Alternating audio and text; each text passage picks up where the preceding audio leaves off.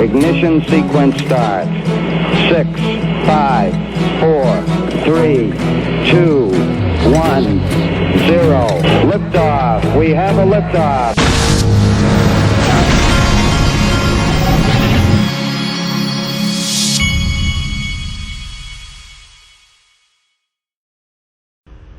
Hey everybody, this is the Digital Asset Investor, and here's a link to, I want to remind everybody, they added some PolySign yesterday. They've already fully subscribed to PolySign. They have a little bit of Ripple. They added Ledger, same thing, the Ledger Nano S and all that. Ledger was added as a company last week, I believe, and they've got that on there. I still need to get some of that. I have not yet, but I'm planning on it.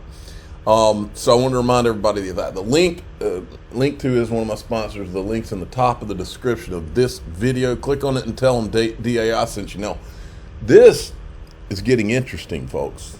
Now, this fiat leak kind of goes ahead of, they kind of lead like coin market cap, and also a lot of times the price here will be ahead of where it is. But we have crossed 50 cents. If you look at coin market cap, and XRP is doing its thing while nothing else is doing anything or much of anything. You can see here we've crossed the 50 cent mark on coin market cap. Check this out. As low as 45 cents, as high as 50 cents. This is where it gets exciting, folks. Dark Defender says XRP flying to the targets is confirmed incoming. So all what I'm noticing is all these people that do charts, which I don't, they're all seeing something here. This is Exec Crypto, XRP Diamond Bottom $10 update. He says 50 to 55 cents is also seen in this Diamond Bottom bullish formation to be playing a major resistance. For XRP to break out to the upside, 50 to 55 cents must be penetrated. 50 cents was just penetrated, folks. I have full conviction that XRP will shock everyone, including top-notch XRP and XRP Army and XRP influencers, all charts and all formations screaming for a breakout. Be patient, do not rush, it will come. Now, the digital asset investor is not going to be shocked. I've always thought that this day would come, whether it's today or a week from now. I've always thought that this day would come, and that ultimately the greatest digital asset ever created would prevail in one way or another.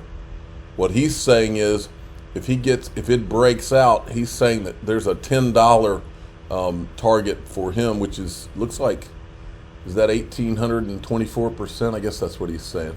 All right, Jungle Inc. has some predictions.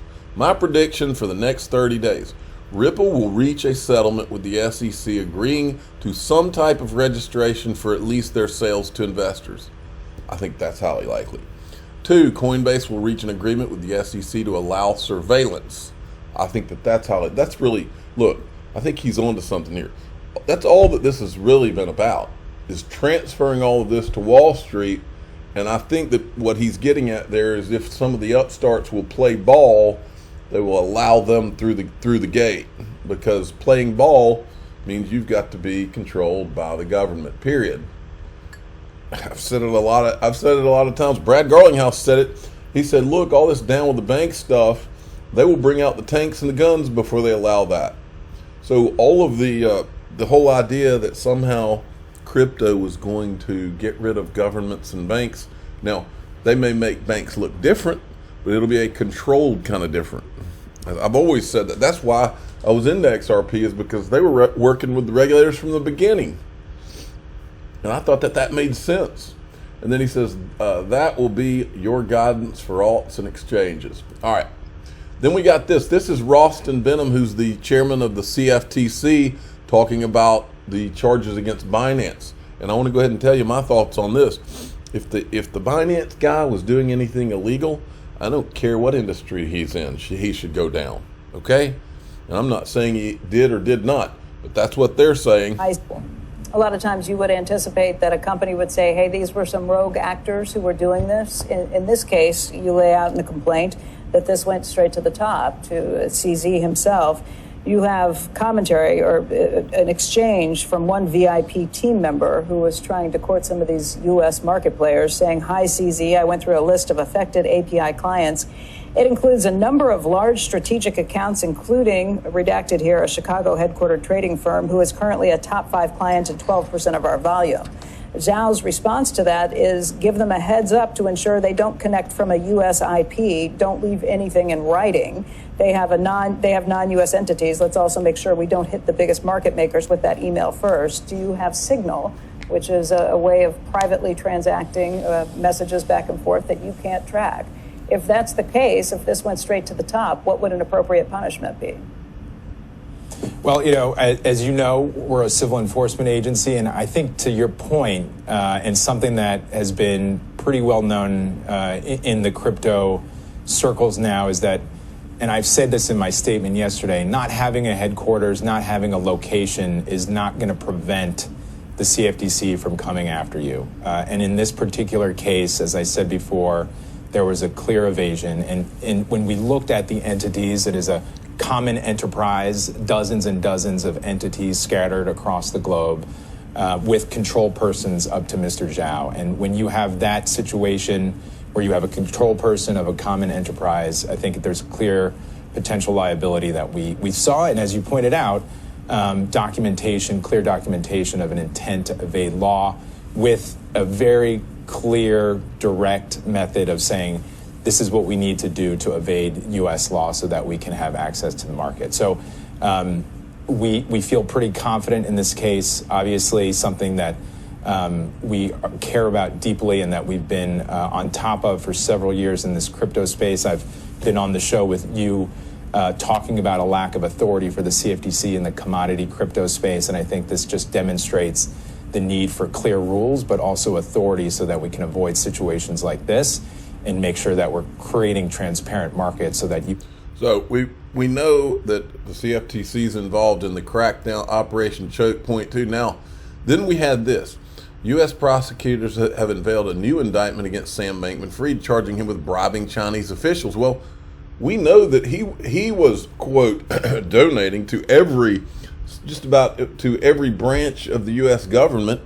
We know he was in the White House, CFTC, Congress, SEC. They were all planning with him. Remember this? Jesse Powell had a theory. Regulators let the bad guys get big and blow up because it serves their agenda.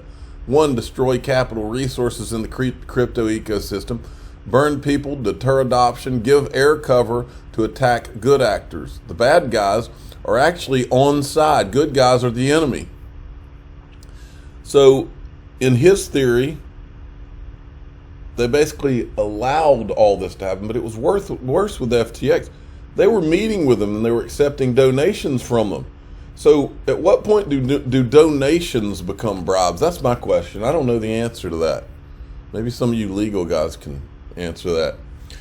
If you don't believe the terrorist language in the compliant versus CZ Binance, and Binance was intentional in order to carry forward narrative that Bitcoin and crypto are primarily used to fund terrorism, money laundering, drug deals, you haven't been paying attention.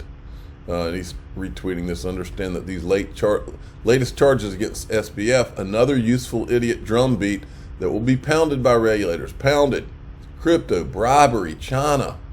But they won't highlight all the U.S. people who were working with Sam Bankman-Fried. They'll ignore that. And then John Deaton had weighed in on a thread.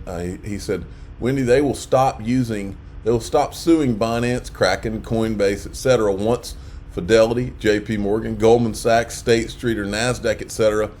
own a big enough piece for them. That's the other thing that's being done. Make no mistake, this is how the game's played.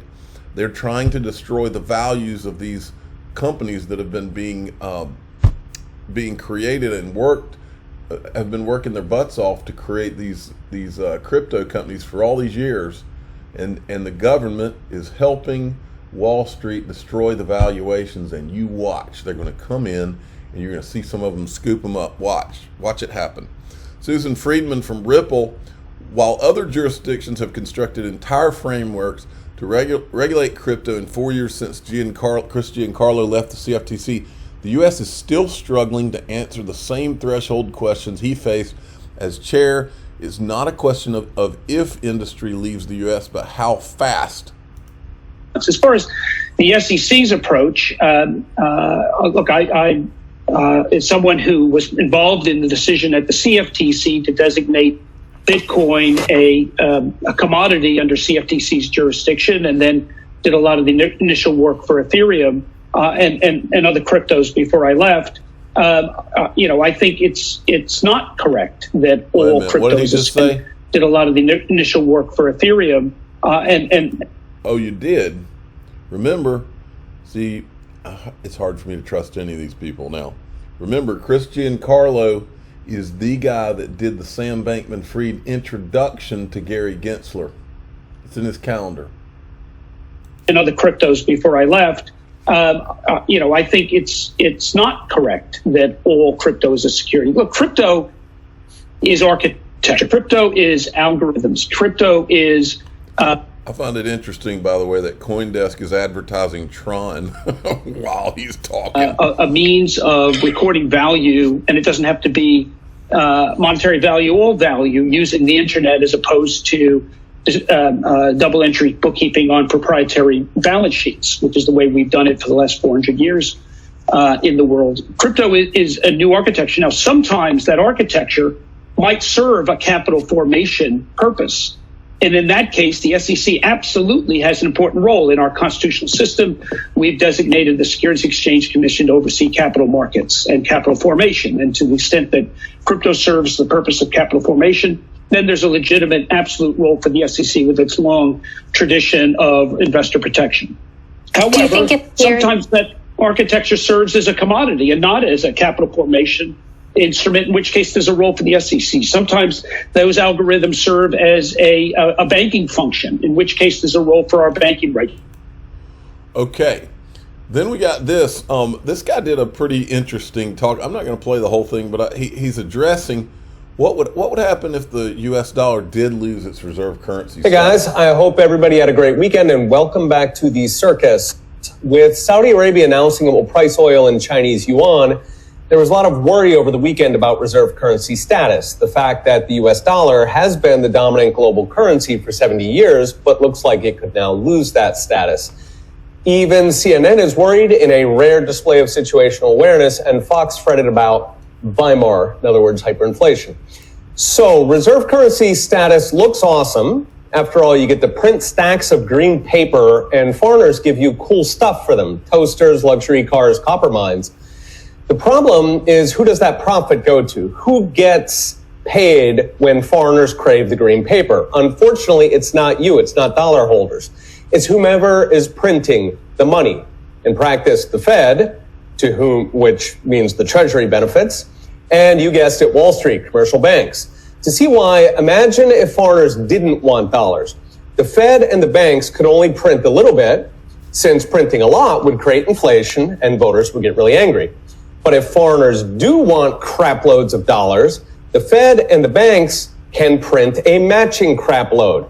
It's like a river flowing into the money-supplied reservoir, matched up with a river flowing out to foreigners. The reservoir stays stable and voters don't riot. But notice where the profits went. That river to foreigners didn't go to we the dollar holders. We are the reservoir. We are unchanged. The profits went straight through us to the source of the river, the U.S. Treasury and Wall Street. So, like pretty much everything in our crony financial system, it's a hustle. The American people think they're benefiting from reserve status, but the profits were sucked out and handed to the people who designed the institutional fleecing we call financial system. Now, here's the problem. Here's where Weimar comes in. What if foreigners suddenly don't want dollars? Maybe China's paying them to sell oil. That's what you're seeing set up in the news right now. Oil in yuan, or maybe the Fed lost the plot and creates too much inflation. That demand, that river flowing out to the foreigners, dries up. In fact, it reverses. The dollar starts to lose value. Foreigners worry their life savings and corporate treasuries are melting. They sell out of the dollar. Not only does the river reverse, it goes faster and faster back into the reservoir. The dollar collapses. 70 years of Fed and Wall Street money creation, 70 years of the river flowing into the reservoir. Now you've got all of that coming back in the reservoir. It is like a tsunami running up a canyon, and we, the dollar holders, get absolutely wrecked. We are, after all, the only ones in the world who are obligated to use the dollar. We're talking double-digit inflation over multiple years at an absolute minimum. Bottom line, if they screw this up, 70 years of reserve currency status could end up biting us. What if they've had a plan all along, is what I say. Okay, Eleanor Terrett has confirmed that Gary Gensler is going to be testifying in front of the House Financial Services Committee on April the 18th. I will bet you money that he doesn't do that until something that will make him look good happens. And I don't think it's going to be the Ripple case. But I'll bet you that he does that knowing that something good is going to happen that'll make him look good before he goes there, because that's the kind of, these people, remember, these people don't have any guts. He's been hiding in his home for 2 or 3 years.